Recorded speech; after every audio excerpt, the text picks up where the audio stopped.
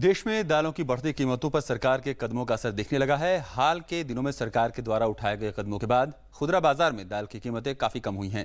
सरकार ने कीमतों पर लगाम के लिए लंबी नीति के तहत दाल के उत्पादन को बढ़ाने के लिए किसानों को दलहन फसल के उत्पादन करने के लिए प्रोत्साहित भी किया है। देश में दालों की कमी की समस्या के समाधान तथा इनके मूल्य पर नियंत्रण के लिए गुरुवार को दालों के आयातकों के संगठनों के साथ सरकार की बैठक हुई।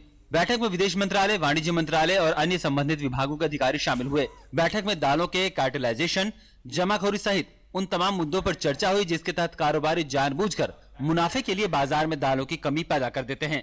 सरकार ने दाल उत्पादक प्रमुख अफ्रीकी देशों के साथ भी दाल के उत्पादन और आयात के लिए हाल के दिनों में करार किए हैं। इन देशों में मोजाम्बिक, तंजानिया और ब्राजील शामिल हैं।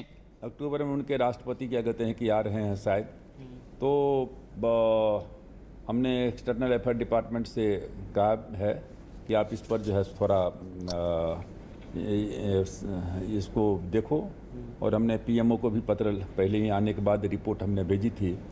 तो हमको लगता है कि जो इंटरनेशनल मार्केट्स हैं उसमें दाल की कमी नहीं होगी। इस बीच सरकार ने कहा है कि हालिया नीतिगत फैसलों के चलते बाजार में दाल की कीमतों में पिछले दिनों में नरमी देखने को मिली है।